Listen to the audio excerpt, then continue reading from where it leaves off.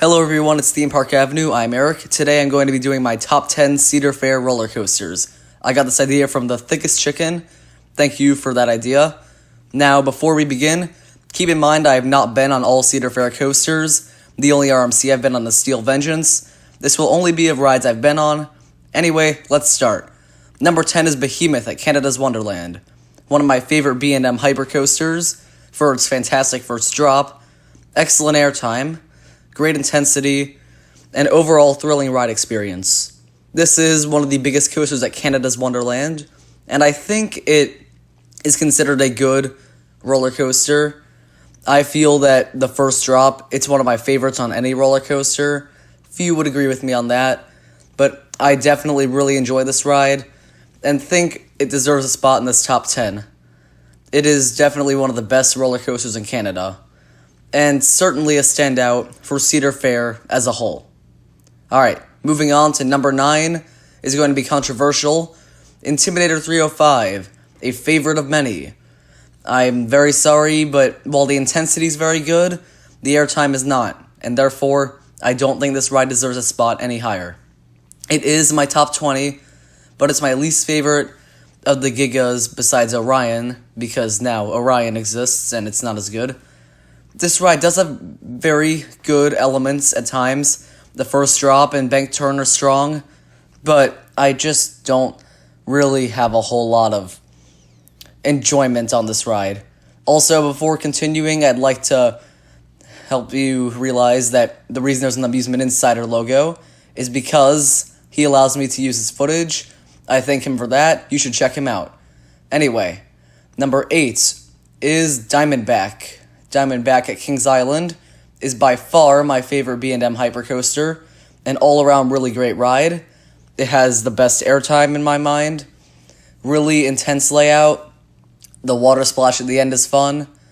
I think it's the most well-realized of all B&M hypers, one of the best B&M coasters out there, definitely the best ride at Kings Island. Anyway, number 7 is Leviathan, the next Giga coaster from the Cedar Fair chain to make this list, is at Canada's Wonderland, and while the ride is fairly short and the elements aren't particularly spectacular or unique, the elements do deliver good airtime constantly, and that is where this ride really rises to fame.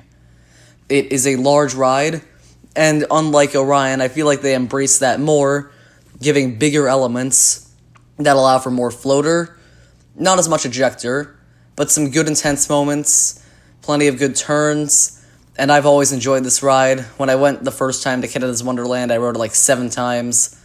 It is definitely one of the best rides in any Cedar Fair park.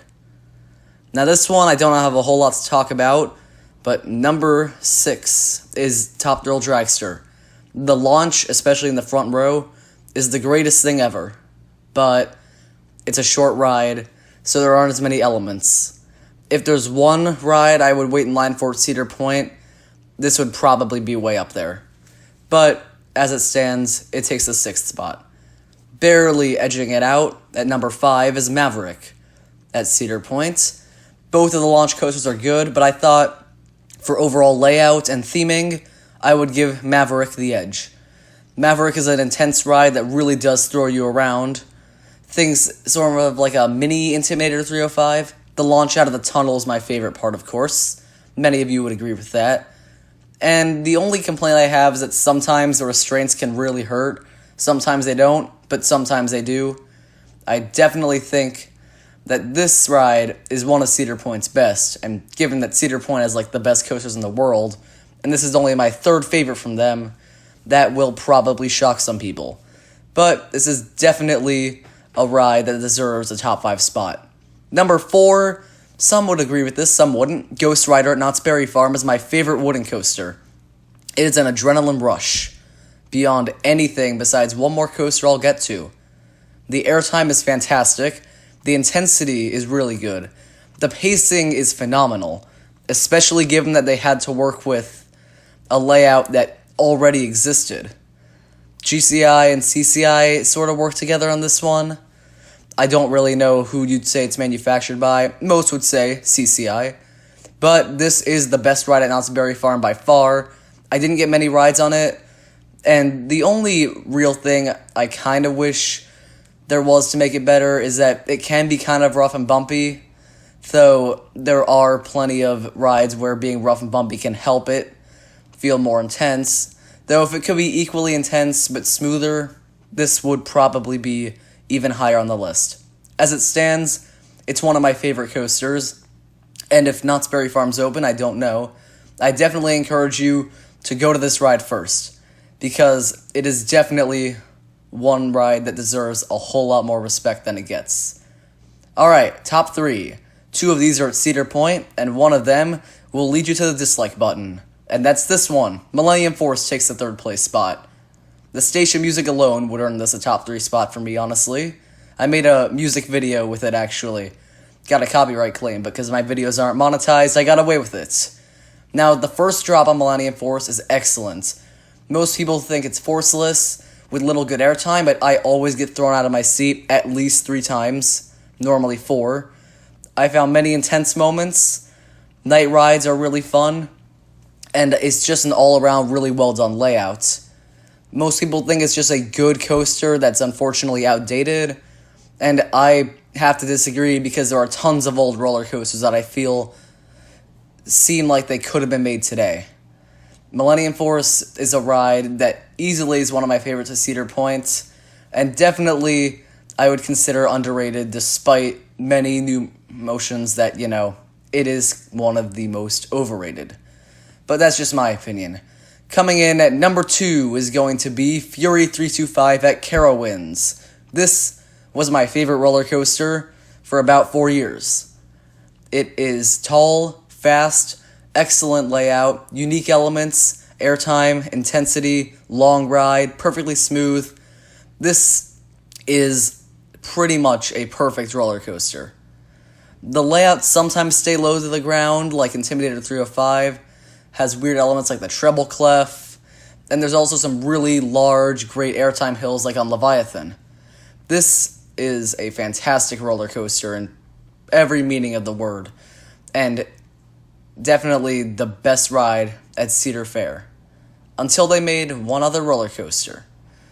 And that roller coaster is... drumroll, please.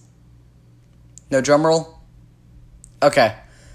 Anyway, this will surprise pretty much nobody, but number 1 is the RMC at Cedar Point, replacing the not-so-good Mean Streak. This is, of course... drumroll? No? Fine. Steel Vengeance at Cedar Point is my favorite roller coaster by far. Fury takes the number 2 spot overall in coasters, along with this, taking the number 1.